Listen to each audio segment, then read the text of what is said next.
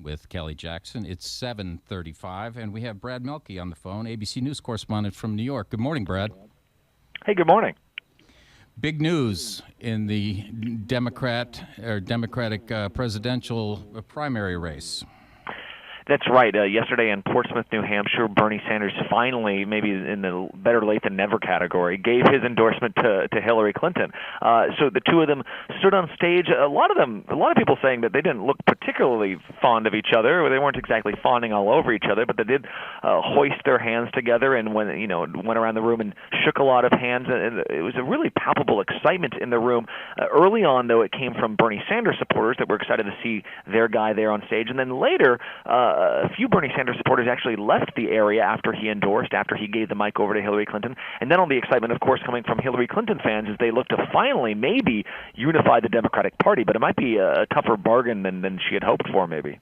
I'm interested in your reaction. We were commenting earlier that it must have been one very cold handshake between Hillary and Bernie Sanders.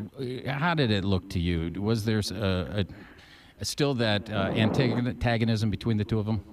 I don't think there was antagonism, but this was certainly the sort of moment that had to be crafted over the course of several weeks. These are not two people that I think are going to hang out and get beers anytime soon, but we saw these campaigns working together through joint statements, through various press releases. Even you could tell their messages to their donor bases were kind of coordinated in the hours before and after this big announcement. So one Bernie Sanders supporter said that this felt like being run over by a big corporate machine, and I think that's kind of the vibe in the Sanders camp, that finally this is over. They have to grit their teeth and kind of follow through on this endorsement, just as Hillary Clinton had to do 8 years ago with Barack Obama. Do you get a sense that the Sanders supporters are going to fall into line now, or is that still going to take a while?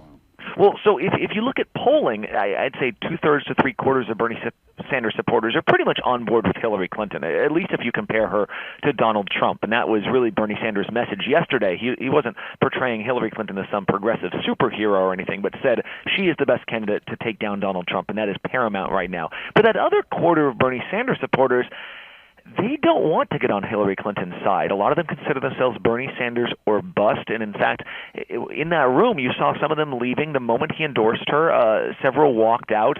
Several were shouting. One woman stood with her back turned to Hillary Clinton the entire time she was speaking. I mean, these are the people that Hillary Clinton has to worry about, because across 13 million Bernie Sanders supporters, that means that there are several million that are going to be looking elsewhere. That might not be to Donald Trump, but it might mean they stay home. It might mean they vote for the Green Party candidate Jill Stein. And Jill, almost on cue, Jill Stein sent out a release yesterday calling Bernie Sanders essentially a sellout. So I think there are a lot of people that were a little disillusioned with where they stand right now. Any sense as to a potential role going forward for Bernie Sanders in the Clinton campaign?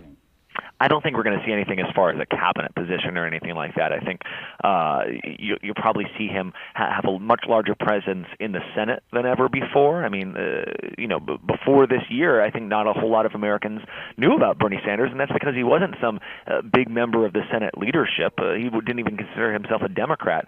But as far as a role in the cabinet, I think that's far-fetched. You will see him on the campaign trail for sure, and he's promised to campaign for Hillary Clinton in every corner of the United States.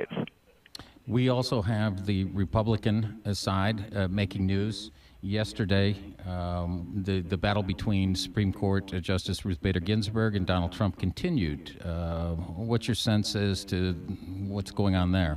And I think you can see this playing out just on the front page of the New York Times, right? The fact that Ruth Bader Ginsburg in an interview said that he was sort of a faker, a fraud, that she could have envisioned moving to New Zealand if he won the presidency. And then even the New York Times' own editorial board, who are not big Donald Trump fans, said that they were on Trump's side on this, that Bader Ginsburg should not be getting involved in criticizing the legitimacy of someone who might be in a position of a co-equal branch of government. It's kind of a dangerous scenario.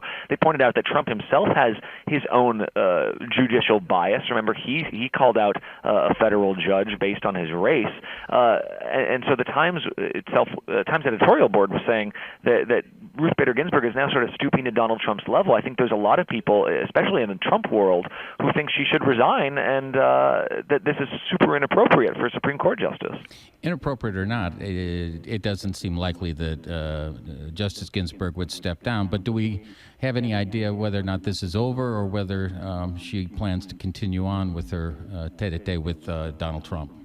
Well, I don't think you're going to see her get into an Elizabeth Warren-style Twitter war with Donald Trump anytime soon.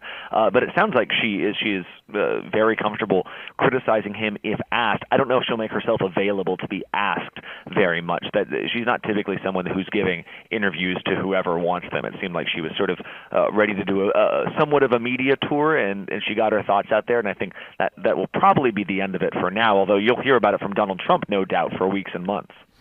Also, on the Republican side, Congressman Paul Ryan seemed a bit on the defensive yesterday in defending his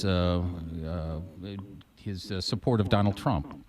Yeah, that's right. Support is he'd probably find another word to qualify it somehow, because that's exactly what he did at CNN's town hall when a number of people said, here's a position I disagree with. You have been on record as disagreeing with it. How can you support this man for president? Let's take the example of the ban on Muslims, which Paul Ryan has been pretty unequivocal in saying this is anti-American, and a young woman saying, this would rule out my family from the United States. How can you stand behind this sort of policy? And rather than defending Donald Trump, he really just pointed to Hillary Clinton and said we have to stop her from becoming president. To a lot of people in the room, that wasn't good enough, and he continued to get peppered with questions over, if you're telling me to vote for this man, you need to be able to justify it, and he really declined to do that. We also saw a similar sort of thing from Mike Pence, who refused to really address his past words of criticizing that Muslim ban, instead of just saying, I've had disagreements with candidates and I'm on board with Donald Trump. So a lot of people just don't really want to get into the weeds on these issues. A lot going on. Thank you so much, Brad Melke, ABC News correspondent, bringing us information from the campaign trail.